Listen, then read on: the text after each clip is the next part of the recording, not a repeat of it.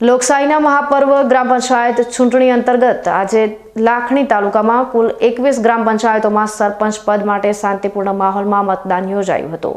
આ પૈકી 20 ગ્રામ પંચાયતોની સામાન્ય ચૂંટણી અને એક ગ્રામ પંચાયતમાં સરપંચનું પદ ખાલી પડતા પેટા ચૂંટણીનું આયોજન કરવામાં આવ્યું હતું। આ ઉપરાંત 15 ગ્રામ પંચાયતોમાં વોર્ડ સભ્યો માટે પણ ચૂંટણી યોજાઈ હતી। આમ કુલ 36 ગ્રામ પંચાયતોમાં આજે મતદાન પ્રક્રિયા સંપન્ન થઈ હતી। ચૂંટણી પંચ દ્વારા નિર્ધારિત કરાયેલા કાર્યક્રમ મુજબ આજે સવારના 7 વાગ્યાથી જ મતદારોમાં અનેરો ઉત્સાહ જોવા મળ્યો હતો।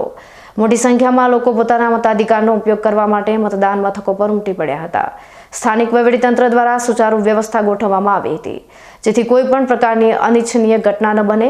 પોલીસ બંદોબસ્ત પણ ચુસ્ત રાખવામાં આવ્યો હતો। લાખણીમાં સરપંચ પદ માટે કુલ 9 ઉમેદવારો મેદાનમાં હતા, જેના કારણે મતદારો વહેલી સવારથી જ પોતાના મનપસંદ ઉમેદવારને મત આપવા માટે લાંબી કતારોમાં ગોઠવાઈ ગયા હતા। જોકે સવારથી જ વરસાદે પણ પોતાનો માહોલ ઊભો કરતા વાતાવરણ ઠંડુ બની ગયું હતું। સામાન્ય વરસાદમાં પણ મતદારો ભીંજાઈને પોતાના મતાધિકારનો ઉપયોગ કરતા જોવા મળ્યા હતા, જે લોકશાહી પ્રત્યેની તેમની પ્રતિબદ્ધતા દર્શાવે છે।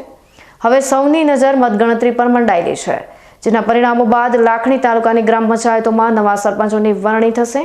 આ ચૂંટણીઓ ગ્રામ્ય સ્તરે લોકશાહીના મૂળિયાને વધુ મજબૂત બનાવશે તેવી આશા રાખવામાં આવી રહી છે।